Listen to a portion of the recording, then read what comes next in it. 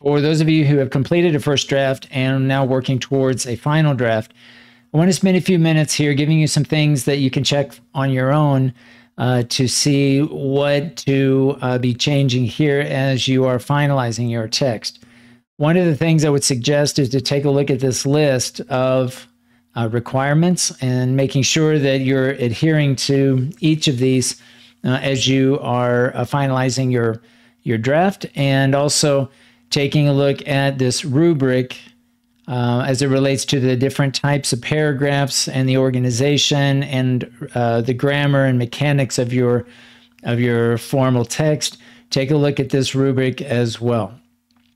The first thing I want to bring to your attention here is talking about the body paragraph. Something we've talked about quite a bit in class is to make sure that the placement of the evidence sentences is where it needs to be, that you have a main idea or topic sentence that begins your paragraph, your body paragraph.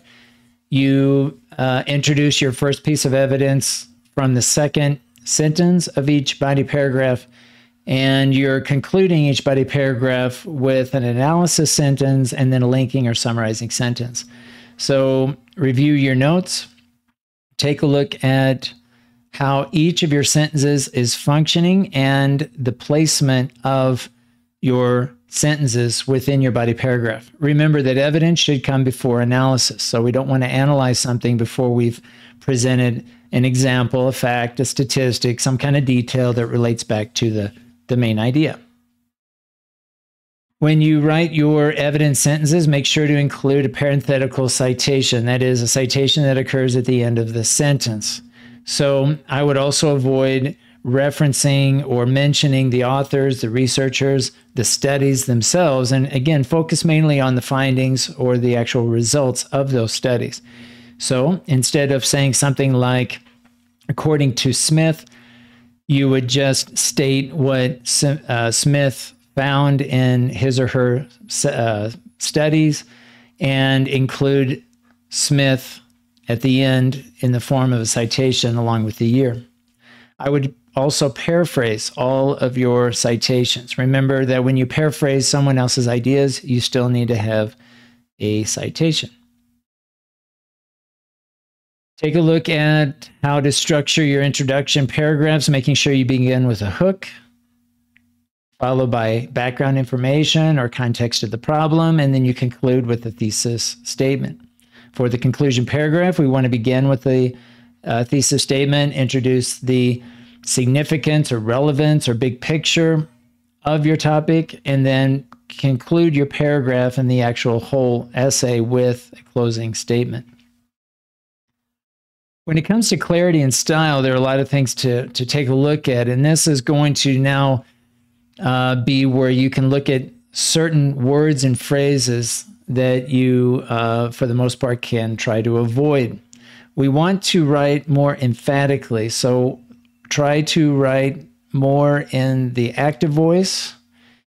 Be careful not to overuse words like have and make or made in the past tense as main verbs. Not to say you can never use those, but try to not overuse those.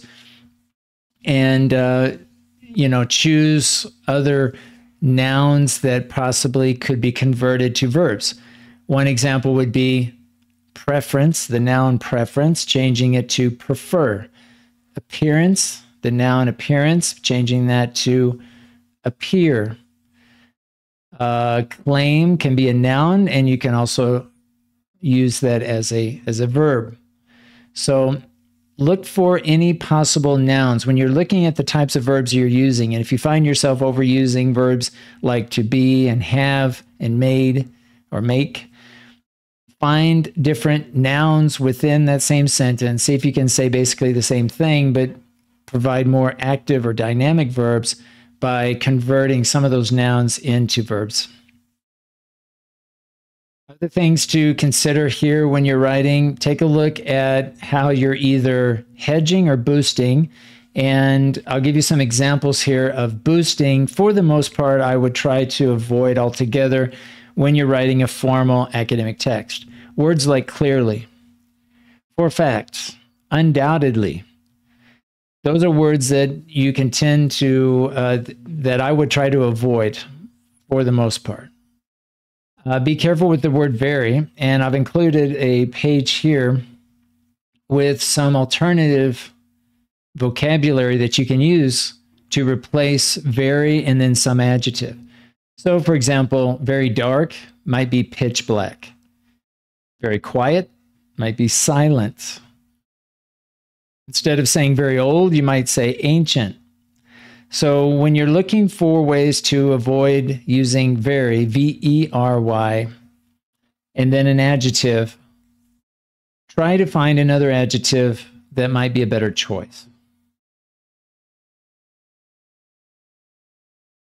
Also try to avoid exaggerations or absolutes like never, always, everyone, no one, it is true, it is a fact, and it is a perfect way or without a doubt. All of these types of phrases, for the most part, should be avoided. So not to exaggerate or boost the tone of your text. Try to also remove subjective phrasing like it is important, it is vital, it is essential, it is crucial. In fact, I would be careful with any personal pronouns that are using it. Like if you use it as a personal pronoun, see if there's a way that you can avoid the pronoun and use the noun that it represents. And in many cases, you'll end up having a more descriptive text, which at the end of the day is really what we're after. Also, demonstratives, this, that, these, and those. I would also try to avoid, for the most part, those words also. Again, trying to force us to be a little bit more descriptive in our writing. So as you are listening to the things that I'm mentioning in this video, I would periodically just pause the video and take a look at each one of the things that I've been mentioning here in the video and check your entire text and take each one of these one by one. Some of these might be more relevant or more common or more used than others. So some of these, maybe you don't use it at all. Maybe some others you'll need to spend more time and find ways of rewording some of the things that I've been talking about here. Now, hedging is okay as long as it's not, you don't overdo it. You're not hedging too much. And this is where I can give you some advice on trying to find that sweet spot between hedging, let's say, just enough versus hedging too much.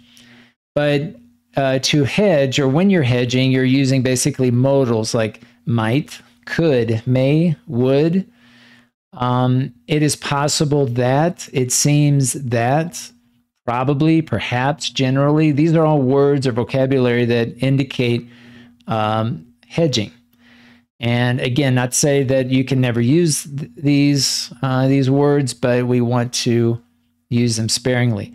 One of the modals that's used most often is the modal can, C-A-N. So if you find yourself overusing the modal can, a lot of times you can just remove the modal and remove that hedging, and it makes your writing sound more assertive. So this is something that you can take a look at, especially if you have overused the modal can, especially, which is one that tends to be overused. So some other things to consider. I would try, for the most part, to avoid there is, there are. I would avoid altogether any examples of figurative language. That includes similes, metaphors, personifications, phrasal verbs. These are types of language that I would avoid in academic writing. For the most part, the active voice is preferred, and you want to try to avoid sexist language or other biased language. These are used a little bit less, tend to be less of an issue with writers, but it's important to mention, and it's important to take a look at your writing and making sure first that you can identify those cases, and then to find a way to, let's say, reword those or change it around a little bit so that you can avoid these. So I've included this information here. I won't go through every one of these. Some of this, in fact, most of these we've talked about in class. So take a look at these and see what you can do on your own to improve your text. And in class, we'll spend time clarifying anything that we need to clarify as it relates to what I've mentioned in this video. So I look forward to seeing your final draft, and make sure you're reaching out to me if you do have any questions.